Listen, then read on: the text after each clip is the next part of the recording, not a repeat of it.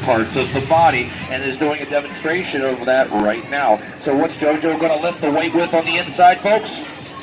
We really don't know. You won't know until we get there. I don't know until we get there, folks. Jojo has no idea what it's going to be until we actually get there. That's about when Jojo decides. It could be with the ears. It could be with the tongue. We don't know. Ladies and gentlemen, the big show is right over here. We're the ones you're looking for. This is where the weird ones congregate, folks. We've got all the weird, the odd, the strange, and the unusual. I just want to let everybody know that it is showtime. If you do that to me, I'm going to let you guys see the show for free today. We normally have to charge $6 per adult to get in, but I'm willing to let you see it for free because I think if we do that, we're going to get some more folks in here. Can you do it? Yeah. All right, let's give it a try. 1, 2, 3. Oh!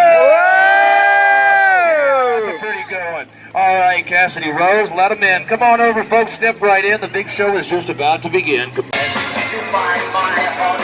Long as there's a sucker born every minute.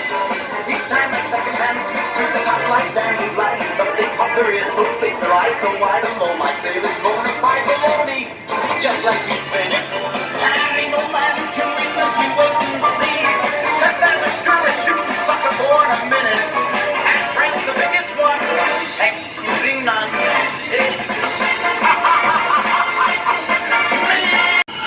Ladies and gentlemen, the Great American Sideshow would like to welcome you to the Palace of Illusions. They call this my castle because I am the queen of kerosene.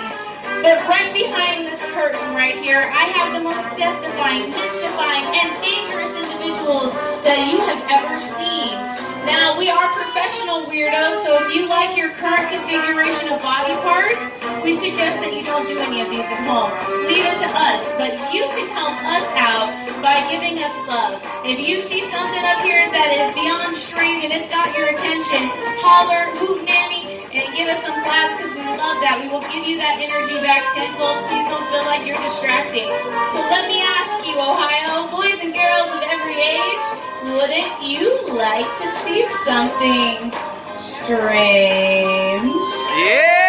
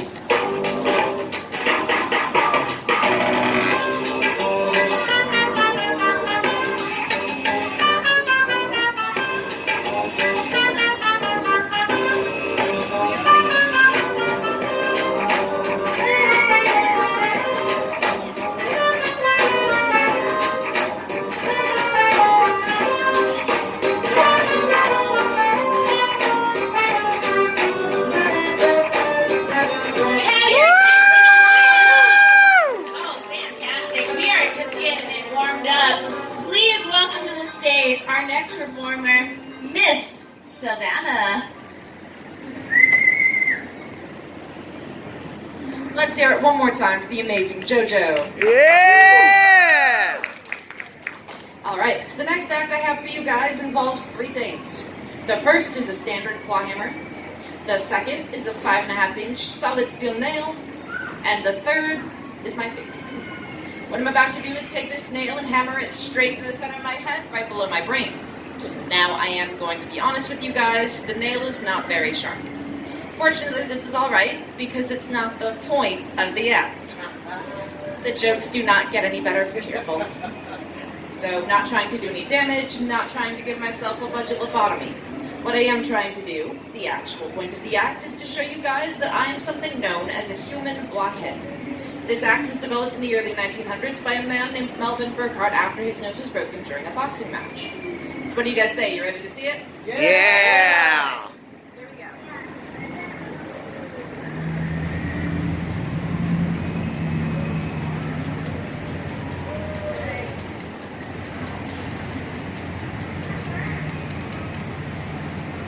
What the? Oh, man! So I've only taken it about halfway in so far because I'm about to give you guys the chance for a closer look.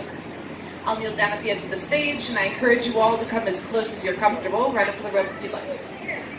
So often you get the I chance gotta to look at see the this. stage I nose, gotta right? see this. Oh my gosh. Wow.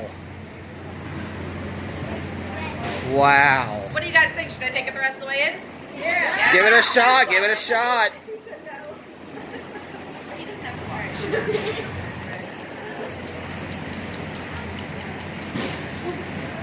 Oh my gosh. Thank you. Guess you could say I nailed it, huh? Yeah, you did. So now comes the hard part, getting it back out again. Using the climb to the hammer, gonna give it a good strong pull, and we are all going to hope very hard that nothing else comes out with it, because you guys are in the splash zone. Here we go.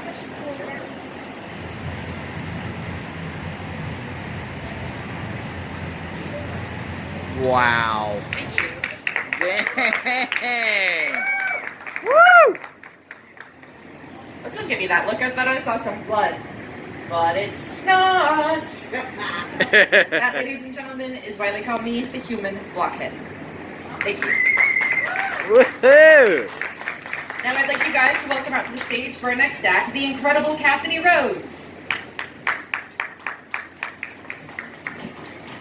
Thank you very much, ladies and gentlemen. Up next, I have something extra special to show you all.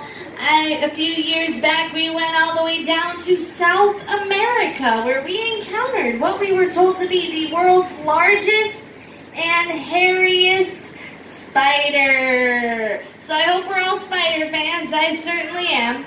I'm sure you all notice these lights that have clicked down behind me. That's the terrarium where we keep this freak of nature, folks. And before I show her to you, I want you to know, one, you are very safe and she is friendly.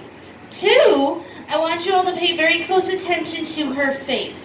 It's unlike the face of any other spider. Truly beautiful and unique. Without further ado, I present to you Spidora. Wow. Hi, Spidora. Oh, hey, bro, how's it going? It's going pretty good, although I have to admit I am a little jealous. I saw your new trailer, and oh my gosh, it's so nice, guys. Chandelier and everything. How did you afford that on this salary? Side hustle. Side hustle? Have you guys ever heard of a spider with a side hustle? No. I haven't. What are you up to? I'm a web designer. Oh! That was terrible. I'm sorry. Moving on to our next feat of danger. I'm sure you've all noticed this contraption beside me, folks. This is no ordinary ladder. We have replaced every single step with razor sharp machetes. That's right, folks. Razor sharp. And I would love to demonstrate how to use such a dangerous device. As you can see, my feet are completely bare. There is absolutely nothing protecting them from the blades that they are about to encounter. Oh no.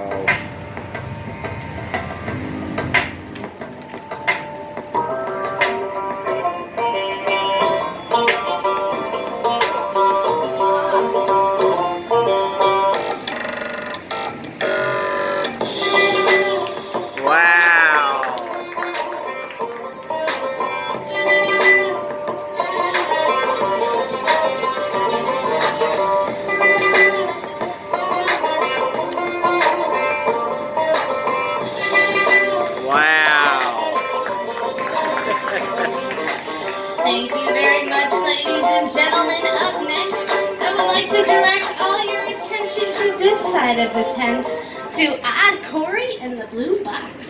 That was cool. Now, folks, we're going to turn your attention just one moment to this beautiful blue box. The second we're done with it, which will be in just a couple short minutes, we're going to get back to the big show on the main stage. Now, when I open the lid, you can clearly see that there are large holes in the lid, and also small slots. There they are, in case you couldn't see them the first time.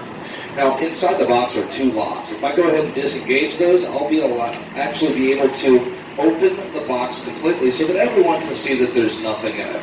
Now, in case you're wondering why there's nothing in the box, well, folks, way lovelier than the box itself is what we're actually going to be putting into it. So, ladies and gentlemen, one more big round of applause. Let's welcome out the lovely Miss Savannah. Yeah. Savannah's going to lay down inside the box. And then, kids, if you want, you can even say goodbye, because that's the last you're going to see of her for a little while. Oh, no. I know, so disappointing. Now, both locks are being re-engaged. That keeps the front completely closed. And then we're going to seal her in completely by closing the lid. Because, folks, what she's about to do is incredible. It's amazing. And it's pretty darn weird. So she needs a little bit of privacy to do it. Now, you remember those slots that I showed you in the lid? There are actually 14 of those slots. And that's because right over here behind me are 14 razor sharp blades. That's right, kids. Oh, no. Razor sharp. Each and every blade is just a little bit longer than the box is deep, so they will actually protrude from the bottom. They don't bend, they don't fold or retract in any way. They are one piece of solid steel. Now I'm going to go ahead and insert the first blade right down here into the corner. And I know that's not terribly impressive all on its own, but seeing as one good turn always deserves another, I'm about to get a little busy. So one by one, I will begin inserting the blades into the box. And with every blade that I insert, there's roughly 6.5 square inches of space that Savannah no longer has inside the box to twist or move or finagle about. And having that room is really imperative for someone in her position, folks, because the blades are literally making the walls close in around her. She could sustain a quasi-serious injury from this, folks. We could nick an artery, or we could cut a tendon. Heck, I could even give her a bad haircut, and I'd never hear the end of it. And all that it takes for that to happen is if she cannot move quick enough when I pull a blade out or put a blade in. Now, I know what you're thinking. I have been accused in the past of trying to mislead an entire audience of people into thinking that, you know, we're cutting up this pretty girl into itty-bitty pieces in the box. And I just want to go and point out that I would never insult your intelligence by trying to convince you of that. The people here are way smarter than that. Now, ladies and gentlemen, the truth is far more bizarre. Plus, if I could do that, that would be murder. And you would all be witnesses, so we can't have any of those. Now, folks, the truth is far stranger, far more bizarre. You see, Savannah is actually an 8th-generation performer known as a contortionist. And if you don't know what a contortionist is, that's a very unique style of entertainer with an uncanny, or in this case, an unnatural ability to twist and bend and writhe in even more crazy positions than are yet documented in the Kama Sutra. Now, ladies and gentlemen, if you could see this from my perspective, you kind of feel like you were getting scoliosis a little bit, because I'm looking through those big holes in the lid. And it's absolutely crazy what she's doing, twisting and bending her body, similar in fashion to that of a large jumbo snake wrapping itself around the branch of a tree. And just when you think you have it all figured out, there we go, right down through the middle. Now, how many of you believe that we have somehow diverted her attention? She's gotten out of the box and she's sitting comfortably backstage. How many of you think she's still in the box? Well, good. You guys are all a lot smarter than I am. How many of you believe she's still in the box? She might agree with some of you. Well, folks, any other show in the world that does anything even remotely close to this, they don't want you knowing how it's done or if it's even physically possible to be done, which I think it might be. So they don't want you getting anywhere near this, but we are nothing like those other shows. So, ladies and gentlemen, if you're curious to get behind the scenes and see how this trick is actually done for real, go ahead and put your hand up. I want to know. Now, if you're interested in seeing how it's done, I encourage you to go ahead and line up single file right over here on this side of the tent, folks. And please don't come forward until I say. We're going to give everyone a chance to look through those same viewing halls that I looked through. But we have a couple quick rules that we need to cover for your safety and the safety of our performers. Now, the first rule, please, whatever you do, do not touch the box. It's the oldest thing on the show. It's a genuine antique. Don't put your hands down in the box because those blades are sharp on the other side of the handle. The next rule, the big one, whatever you do, please do not touch the girl. We're all about consent here at the Sideshow, and I'm sorry, folks, you just don't got it. Now, ladies and gentlemen, seeing as she is an 8th-generation performer, this box and her incredible skills have been handed down mother to daughter for over 120 years. That's over 8 generations of making a living at carnivals and fairs doing this amazing thing. And they're going to let you in on the secret. But ladies and gentlemen, in exchange for learning this amazing family secret of the sideshow, Savannah's going to ask you for a very small token of your appreciation. And that token of your appreciation, folks, will be no less than $1. That's it. That's $1 that you will forget about before you leave the tent. Before you spend $8 on a corn dog and $7 on a soda, because that's what it costs out there. But what you see inside this box will bring an image into your mind that I promise will last with you a lifetime. And if you'd like, you're more than welcome to take a picture, because when you tell your friends about it, they are absolutely not going to believe you. Oh my gosh. Are you comfortable in there?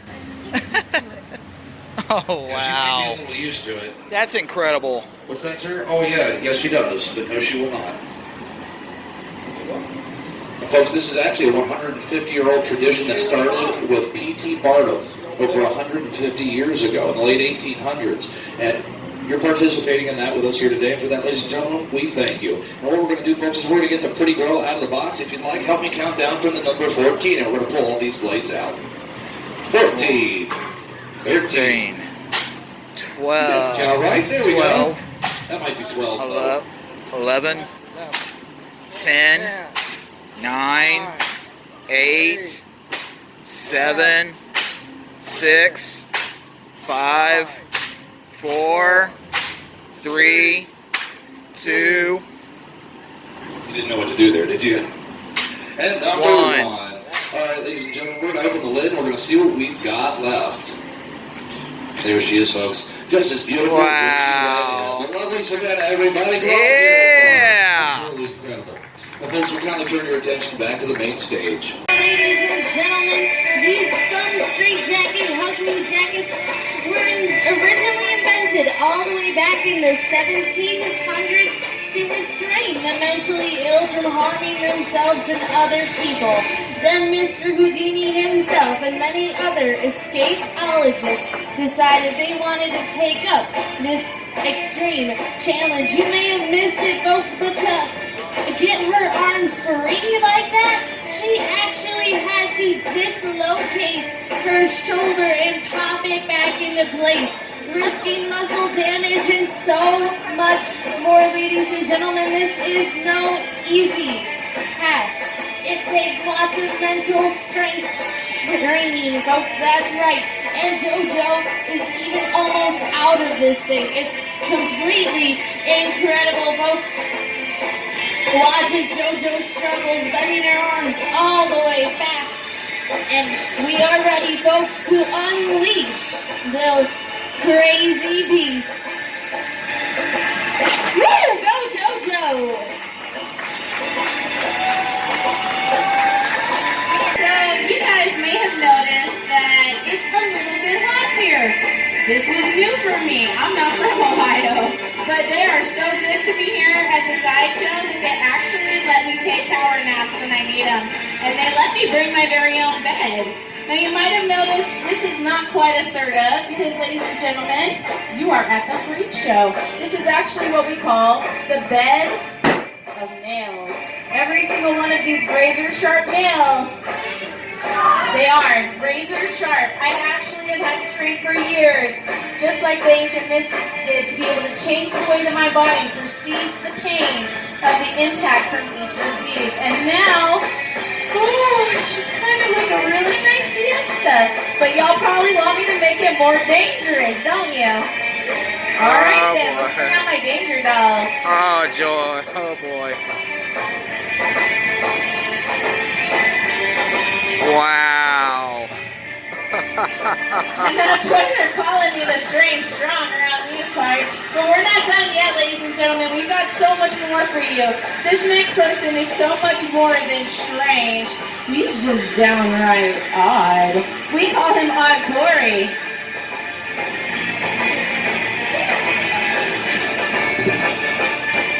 How are you doing, folks? Did everybody have a good time? Yeah! That's what we like to hear. Well, ladies and gentlemen, my name is Odd Corey.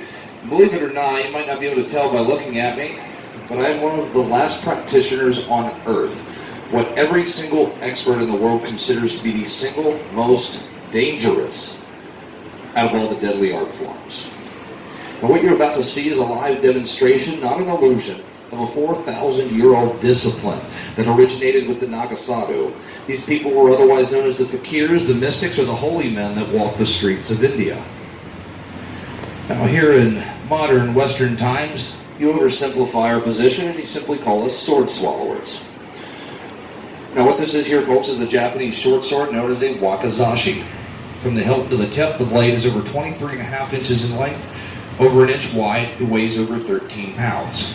It does not bend, does not fold, it does not retract in any way, but I really wish it did. So with your permission, folks, what I impose we do is that I ingest this blade. The sword is going to go into the back of my mouth. I'm going to turn it upright like slow, and then it's going to slide all the way down my esophagus, nudging my heart out of the way, and it's not going to stop till it gets about right here in the pit of my stomach. Now, folks, this is an incredibly dangerous thing to attempt, so it goes without saying, please don't try it at home. Over 30 people have actually died attempting to do this since 1979. I don't want to be number 31, and I don't want you to be number 31 either. So, ladies and gentlemen, that being said, would you like to see it? Yes! Wow. Wow. Thank you very, very much. Good for me. Now, how many of you would like to see that, but kind of on steroids? You want me to kick it up a notch, do something a little crazy? Yeah. Go ahead. But you're going to have to earn it. If I got to do this, you got to earn it. So what I impose we do, folks, is I'm going to count down. Well, actually, I think we should all count down together, like a big happy family. All right. And we're going to go 3, 2, 1. And when we get to 1, we're going to make a little bit of noise, preferably a whole bunch of noise, because if you guys can feed me that energy, I might just be able to muster up the courage to do something nuts, something crazy, something life-threatening, something stupid. Oh, boy. It's serious business, folks. You think we can do it? Yeah. All right, let's give it a try. Everybody together now. 3, 2, 1. Yeah! Whoa! Yeah! I told you it was stupid. Thank you very much, ladies and gentlemen. You can clap and stuff, that's cool. I like that. Or not, whatever. It's a hot one today, isn't it? Yeah. Not nearly as hot as it has been, but boy, today is just kicking for some reason. Now, nobody ran away and nobody threw up or any of that kind of stuff, so you guys want to see a little more show?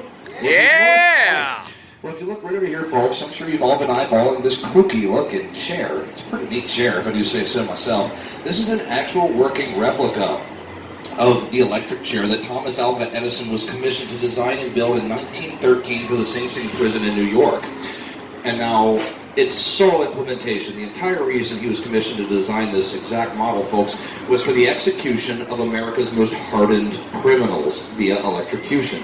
The way it works is because of this large power supply right here, folks. It includes an extremely large transformer that converts 110 volts of alternating current into over 20,000 volts of direct current. I'll do a demonstration for you, folks. As soon as I flip this switch, the chair is on. It currently has so much electrical current pumping through it that it has its own electric field. I only need to get close to it with this fluorescent light bulb, the same kind you find in your homes or your schools, unless you're replacing it with LEDs, of course. And all I need to do is hold it right here above the chair, and you'll see it start to glow. Now, the closer I get to the chair, the brighter it illuminates, until you can actually hear it crackling through our PA system. Wow. You might even be able to see it arcing from the chair to the bulb if you look closely.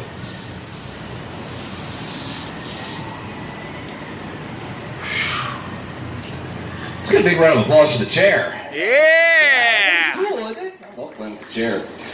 Now, believe it or not, we have something even cooler than the chair. And it's the person that's going to be sitting into it. So, ladies and gentlemen, please give a big, warm, Dark County welcome to your very own Miss Electra. Yeah! Oh, she's being a little bashful. You might have to give her a little bit of encouragement, folks. Come on, Miss Electra, don't keep them in suspense. Come on out here! All right, there we Yeah! go. Her out of that hole one way or another. Now, the young lady's going to have a seat right here, folks. And this time when I flip that switch, that 20,000 volts will actually be coursing throughout her body, but for some mysterious reason, she remains unharmed. We will now perform the the same experiment as before, except you'll notice I don't have to get nearly as close for this bulb to illuminate now because she's actually amplifying the electrical charge using nothing but her own bizarre physiology. Wow. She can touch the bulb, creating a ground circuit, which causes that part of the bulb to glow brighter. The same thing happens when I touch her on the leg, on the arm, and the tippy top of her little head. Dang. Notice it doesn't happen when I touch her, or when I touch the bulb. Now, how many of you folks are fans of that great show, The Addams Family? Yeah? Yep. Oh, great. She's a huge fan. She's been dying to show someone her Uncle Fester impersonation. Would you like to see it? Yeah. Oh, the heck not, right? So what we're going to do, folks, is we're going to take this bulb right here. I'm going to put it into Miss Electra's hand. She's going to pop that right there in her mouth. And when I flip on the chair, notice that the bulb illuminates simply by resting on her lips. Now, if I want that bulb to glow a little bit brighter, maybe so I can do some light reading, all I need to do is reach out. That's bad. I want to reach out and I'm going to touch the bulb that once again creates a ground circuit and will cause it to glow brighter. And it comes with a sing-along if you'd like to guess. Hope you do. Da-da-da-da. Da-da-da-da. Da-da-da-da. Da-da-da-da.